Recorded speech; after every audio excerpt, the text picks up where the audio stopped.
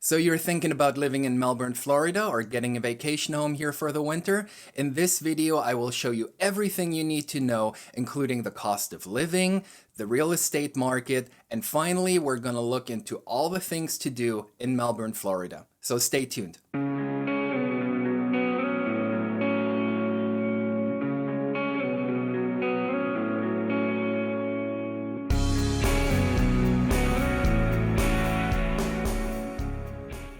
What's up, everyone? I'm Realtor Ben, and if you're even thinking about moving to Melbourne, Florida, or the Florida Space Coast, give us a call, shoot us a text, send us an email, or even send the pigeon carrier. However you want to get a hold of us, we got your back with moving to Melbourne, Florida.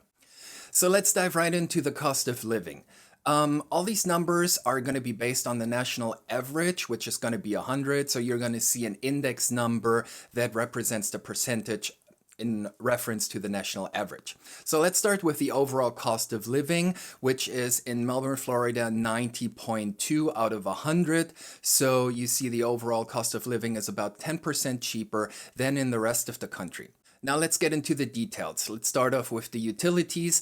The index here is 97.3%. So that means if you want your basic utilities like electricity, air conditioning, heating, water, and garbage, you're going to look at a price range of about $70 to $219 depending on what kind of home you have. The average overall is $150.58. All right, let's look at the food cost. Grocery prices are about the same as in the rest of the country. The index here is 100.1. So just about the same. When you're ordering in, let's look at pizza and Chinese, obviously. Your average pizza, 14-inch pizza is going to cost about $16 or 16-inch pizza, $19. That's if you're ordering from a local Italian place. The chain pizzas are about $2 to $3 cheaper, but of course you always want to support your local businesses. As far as Chinese goes, my local Chinese place charges about $8.50 for all their chicken, beef, and shrimp dishes. Now let's look at eating out. An average meal per person is going to cost you around $13. So let me give you an example here. My favorite local Mexican restaurant, the El Leoncito in Viera, which is in the northern part of Melbourne, charges $10.95 for their combination plates. So that's either 2 enchiladas, tacos, chile relleno, or tamale with a side of yellow rice and refried beans. The most expensive item on their menu goes for $70.95 and is half of an actual fresh pineapple filled with grilled shrimp, chicken, mushrooms, and the fresh pineapple. All right, what else is important? Let's take a look at daycare. The average for daycare is about $140 per week with a range of $90 to $170 depending on the daycare facility. Another important part is healthcare. The index here is 94.4 out of 100 compared to the national average. And finally, gas prices. Currently, the gas prices are starting at $2.12 a gallon, but the overall average is at around $2.50. Now let's get into the cost of single-family homes and condos here in Melbourne, Florida.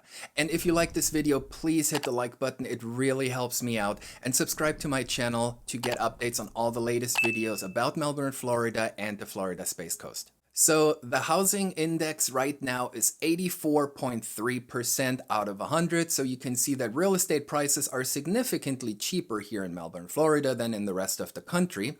The numbers that I'm going to show you now are as of February 2020, so they may change. But comment below and tell me what kind of home you're looking for, and I'll let you know what the prices are today.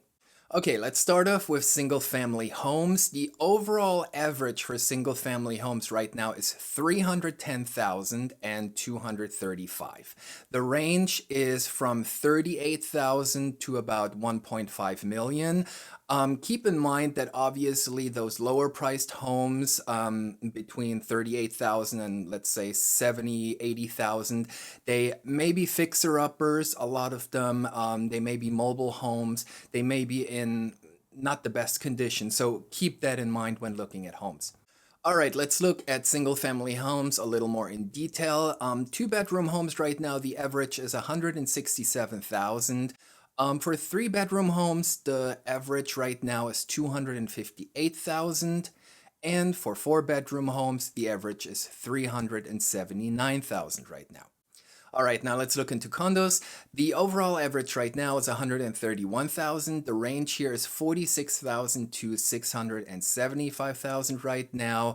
The higher priced ones you're going to find here in the harbor area with waterfront views or waterfront condo buildings that are located on the Indian River. A little more in detail, the two-bedroom condos, the average is 124,000, ranges below, and three-bedroom condos, 194,000 right now. So let's start off with the Brevard Zoo. Personally, I love this zoo, and most of my family actually have an annual pass.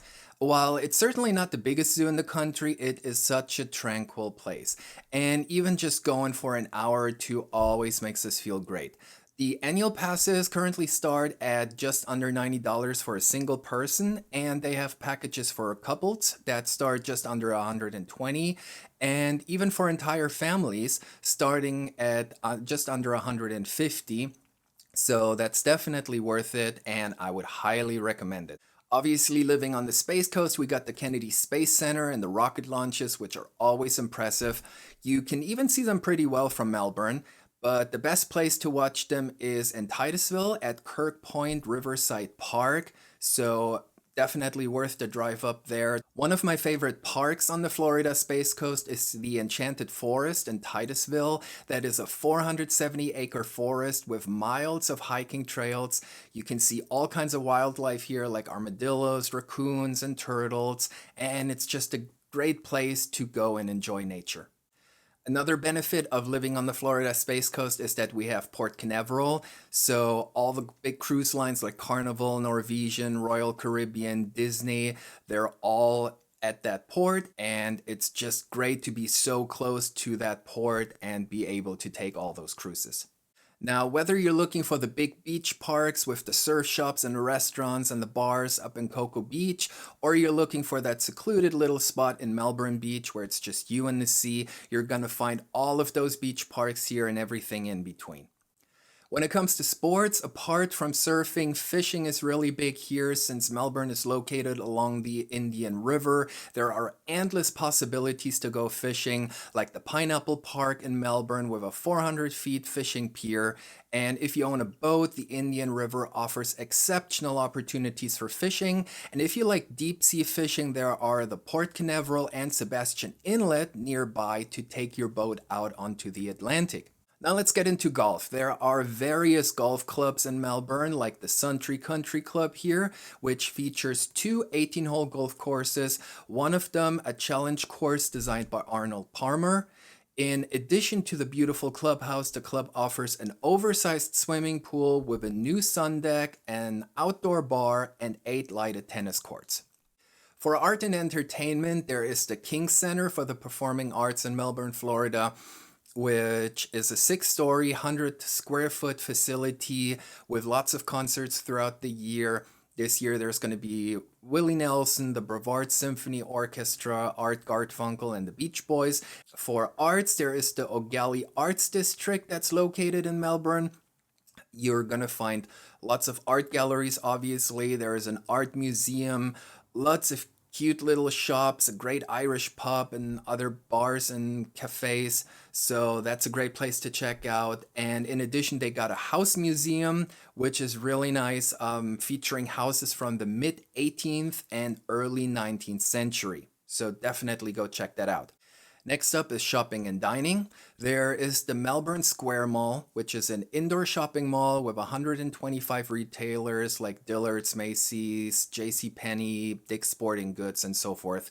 Now let's take a look at downtown Melbourne. This is the historic part of Melbourne dating back to the 1800s. You're going to see lots of local boutiques here, local bars, and local restaurants.